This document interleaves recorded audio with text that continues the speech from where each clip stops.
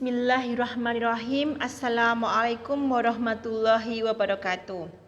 Alhamdulillah, hari ini kita masih dapat berjumpa kembali dengan saya Ibu Atika Rahmawati dengan pembelajaran fisika untuk kelas 11 mengenai relativitas dan kuantum. Tapi sebelum kita lanjut ke materi, jangan lupa untuk subscribe, like, comment, and share channel YouTube MA Al-Islam Jamsaren Surakarta. Oke, kita lanjut ke materi mengenai relativitas dan kuantum. Kompetensi dasar menjelaskan fenomena perubahan panjang, waktu, dan massa dikaitkan dengan kerangka acuan dan kesetaraan antara massa dengan energi dalam teori relativitas khusus. Menjelaskan gejala kuantum mencakup radiasi benda hitam, efek fotolistrik, efek Compton dalam kehidupan sehari-hari.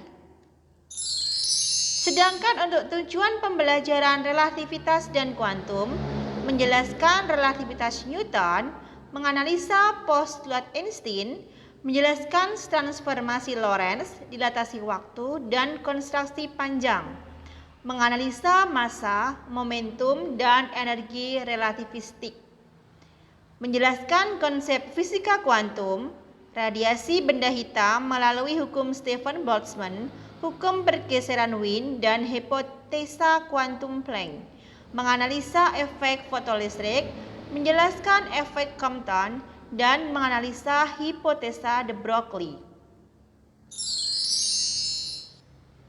Menurut teori relativitas umum,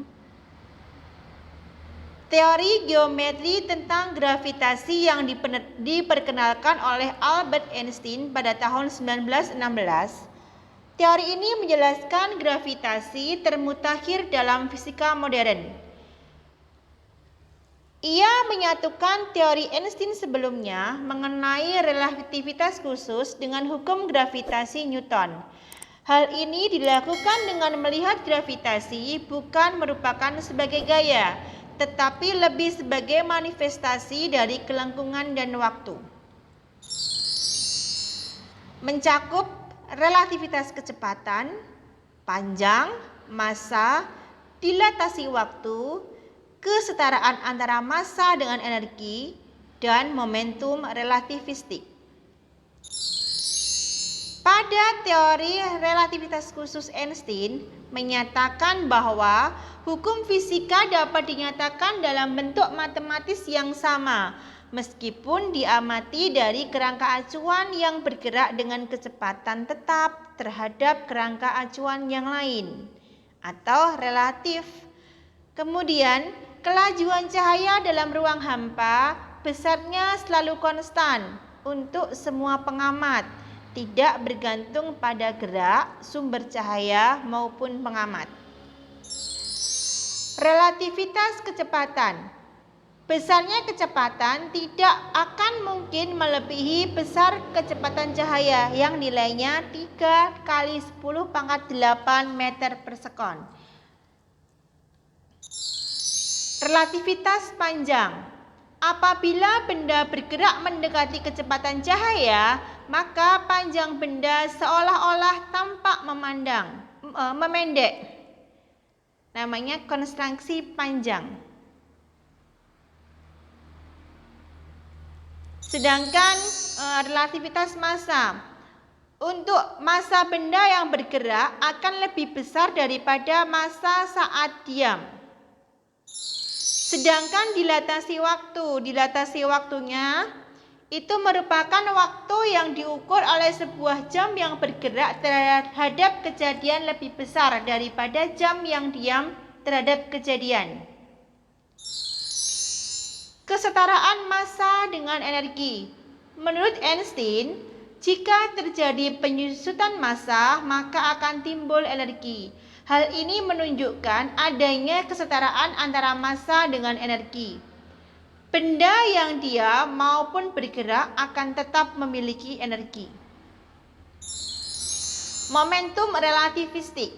Tiap benda yang bergerak dengan kecepatan v memiliki momentum linier yang berbanding lurus dengan massa dan kecepatan. Momentum suatu benda yang bergerak dengan kecepatan mendekati kecepatan cahaya c akan mengalami perubahan dalam momentum. Ya, kalian bisa mengamati contoh soal tentang pengamat ya, ini dilatasi tentang kecepatan, relativitas kecepatan. Sekarang kita masuk ke materi fenomena kuantum. Teori Max Planck. Teori kuantum pertama kali dikemukakan oleh Planck terkait dengan cahaya.